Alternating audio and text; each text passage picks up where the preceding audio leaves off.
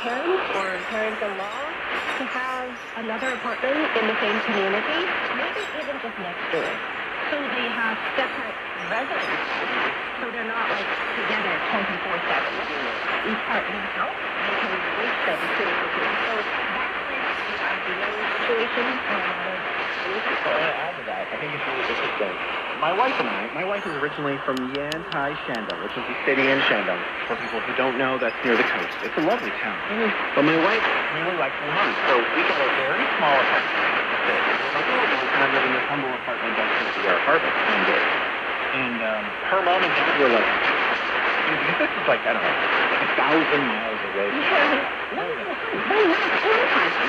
So they're like, oh my gosh, you know what happened? We bought the apartment years ago.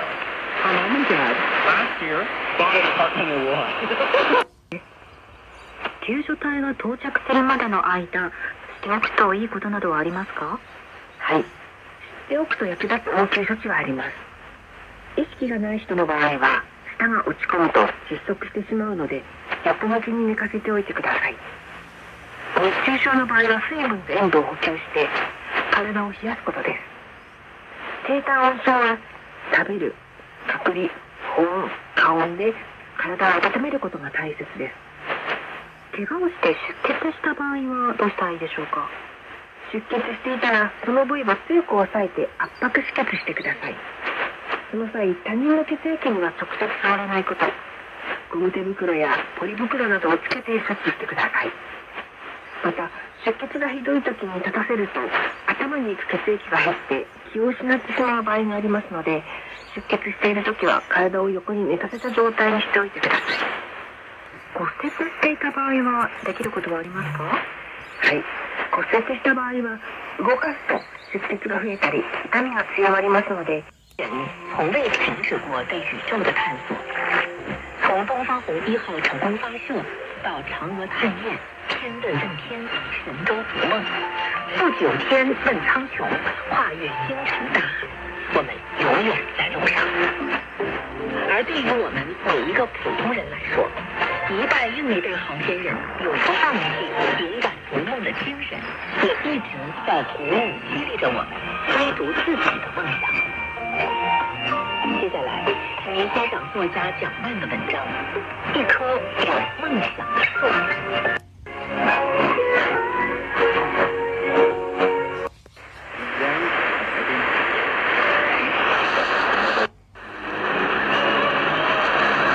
作者蒋曼。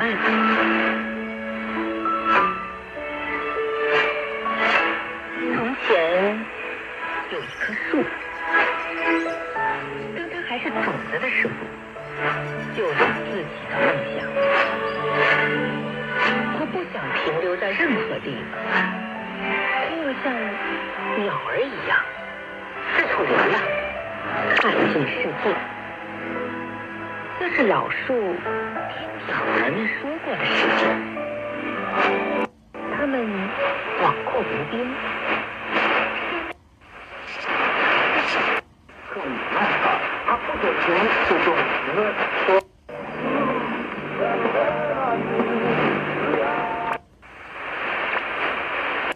This person's going to pop in and say, oh my gosh, let's go out and play. And it's totally positive.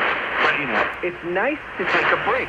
It's a balance there. It's like you do need personal time, but when personal time starts to become uncomfortable, painful, loneliness, at that point, you need social engagement. So it's nice to get away from people, but it's also nice to return. Life is not like static. It's dynamic. That's one of the central reasons why I love Beijing. Because you can achieve that. You have that flexibility. So when I was back in the States, both in school and while I was working, I felt like it was hard to build worthy bonds with other people. Everyone was busy, and for some reason there was more of this awareness.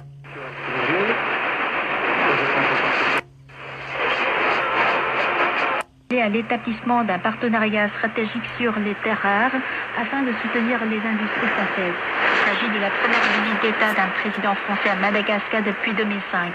Ces dernières années, la France a renforcé sa position dans la région Indo-Pacifique dans un contexte de concurrence croissante avec la Russie et la Chine. Le 23 avril, environ 200 groupes de médias français, comprenant des chaînes de télévision et des journaux majeurs, ont déposé une plainte contre le géant technologique américain Meta, propriétaire de Facebook et Instagram, ciblant ses activités de publicité en ligne. Les avocats représentant ces groupes de médias français ont indiqué que la plainte, déposée auprès du tribunal de commerce de Paris, accuse Meta de cibler ses publicités en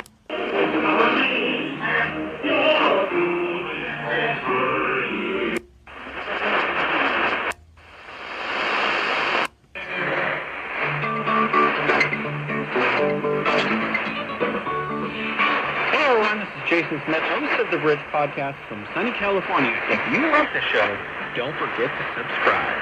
We love the Bridge.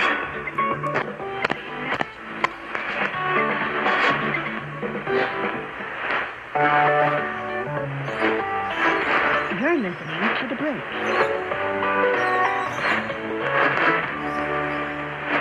I have another study here. We have about 20 minutes left. And I think it's important to talk about the problems of China also.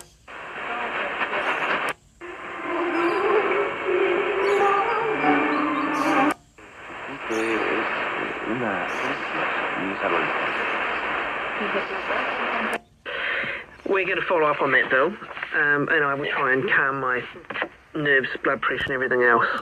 Just get out of our houses. Anyway, too late for that. Notification hell. Let's go somewhere happy, shall we? What's the notification hell story about? Before we get to notification, I was thinking about that earlier this morning. I was thinking, it's another example of where George Orwell's 1984 is not a book, it's an instruction manual, because that's exactly what happens in 1984. But anyway, notifications, yeah.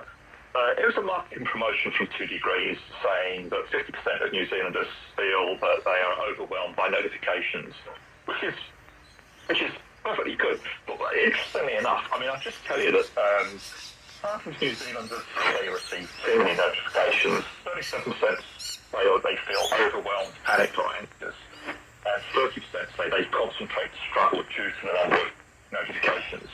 And I thought, yes, that's an interesting piece of data, but I've said this before, so I checked in my files on my computer and I realised back when I was living in Australia, I wrote a story for the Sydney Morning Herald about us having too many notifications in 1998. So this has been a generation of us worrying about notifications, and there'll be people now, lots of people who've grown up their entire lives with notifications being part of their background, their existence.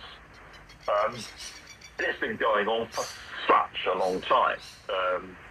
And 2 Degrees, they're quite right to point this out. But the weirdest thing of all about this is one of the companies that I most object to their notifications is 2 Degrees. And the bottom line, this is my, you talk about your blood boiling, this makes my blood boil. I get an email from 2 Degrees saying that the phone bill's paid, which is great.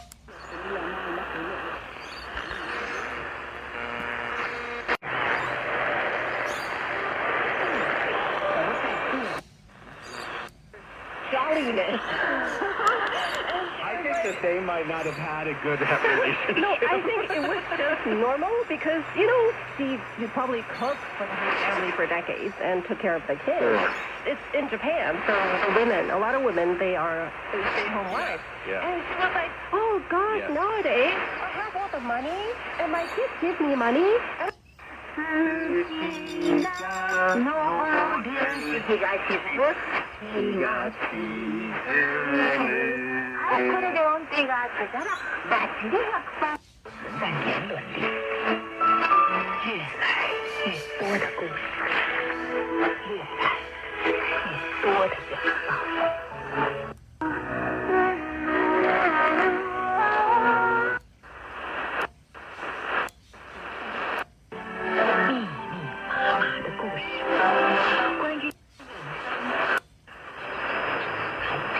变化，相信大家都没有清楚。其是说，中美朝会达成协议，美方是否会来实行这样一个协议，也是未知数。比如说，美国跟日本之间也有很多协议，中美之间也有非常多的协议。那 off the cliff. Something close to that, or into the lake. Because like, a lot of them become so dependent on their lives. I'm sorry if I just sound a bit too jolly. But it was really funny. It's too bad your husband doesn't listen to this show. Hey, maybe he'll realize a thing or two from listening to the show. Well, I mean, before it's too late. I think that because we're entering a new period in China, and not just China. Firstly, I want to say there's a myth about China that there's a huge, massive, disproportionate amount of elderly people going into retirement, and it's one of the worst cases in the world. The facts are that it's actually much more serious of an issue in South Korea, in Japan, in Germany, and all these other countries, France, the United States even, without the immigration population coming in. So it's not just China alone, so I just want to say that. But China does, in fact, have a large portion of its population retiring. My concern is this. For the elderly people who live in rural societies, whose kids move to the city, I don't think it's enough for the kids to just send back money and, you know, their old purses, Gucci purses and stuff, and their phone they used from last year. I think we, as people in all societies, including the United States and China, need to try to reach out to our elderly population, and specifically our own families, in most cases, and try to make sure that that person is not just living on the rural plot of land alone or whatever. They need to be included in the family, and if that means your Shanghai life where you go out for cocktails every night needs to be disturbed because grandma needs to live with you, I think that's something, I don't think this should be made law, but I definitely think people, individuals, should say, yeah, you know what, grandma, we want you to live with us in Shanghai. Why don't you come here? Oh, grandmas. Grandmas are usually very welcomed. There's a saying in Chinese that the elderly person is the treasure of the house. And we certainly had that experience. You know, when my grandma from my mom's side, when she was living with us, she was the central point. Like, she was the nexus, is that the word? Like the... Yeah, you can use that word. Central point of the energy field for our whole family. Like, wherever she was, that's where family was. Anything negative about anybody, she just never did. 每天吃几次？每天吃几次？候補こっちでございます。对答案。每天吃几次？一天3次，每次1次。응. 대신에 지금 테스트 이렇게 커피 시간에 트러블 되는 기다리고. 내가 다 똑같네. 나는 셋다가 대체. 우선 마이 내간 저도 трепетите по една таблетка всеки път. Разбирам. Вземам лекарството 3 пъти на ден по една таблетка всеки път. А как звучи това на китайски? 一天3次，每 People encourage you and motivate you. 美国政府效率部发生过的，就是切掉了不能切掉的重要部分，而且它必然会带来一段不短时间的美国政府的内部混乱。虽然说现在特朗普宣称的是大幅缩减对华关税，但是他。 이건 뭐 사건 그렇지.